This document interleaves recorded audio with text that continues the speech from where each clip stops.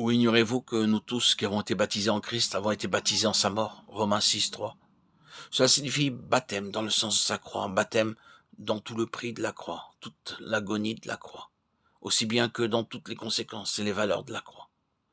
Vous voyez, il est très vrai qu'alors que nous ne sommes pas un avec lui dans son œuvre expiatoire et que nous n'avons aucune part dans celle-ci, que c'est sa seule œuvre et son unique prérogative.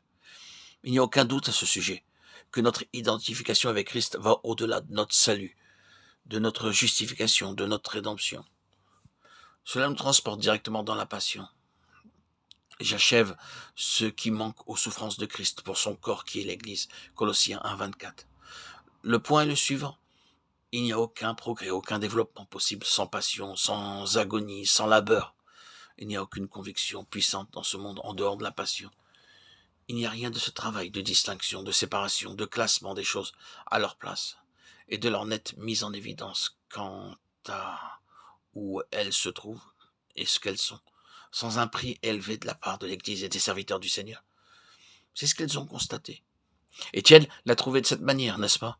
Très rapidement, il devint évident que ce qui avait coûté à son Seigneur fut coûteux à Étienne et aux autres, dans une mesure beaucoup plus restreinte, sans aucun doute, mais jusqu'au summum de sa propre vie. Et il produit toujours cela.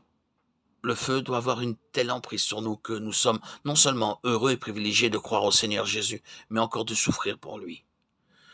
Référez-vous à Philippiens 29. Le feu qui nous consume pour souffrir, s'il le faut en son nom.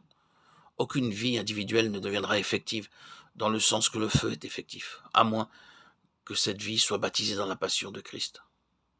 Aucun groupe local ne sera jamais efficace, dans le sens que le feu est efficace, si ce n'est dans la mesure que ce groupe, cette assemblée locale, partage la passion de son Seigneur et connaisse la communion de sa souffrance.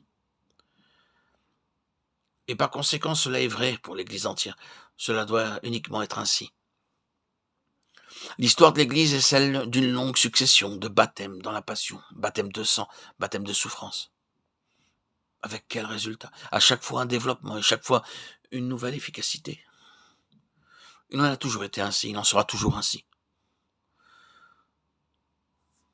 Nous avons été baptisés en sa mort et dans tout ce que cela signifie d'être en union avec Christ dans sa mort.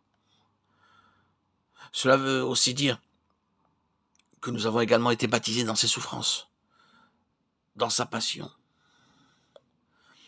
Il est inutile d'essayer de l'éviter. Voilà. Cela signifie le baptême dans le sens de sa croix. Baptême dans tout le prix de la croix, toute l'agonie de la croix, aussi bien que dans toutes les conséquences et les valeurs de la croix.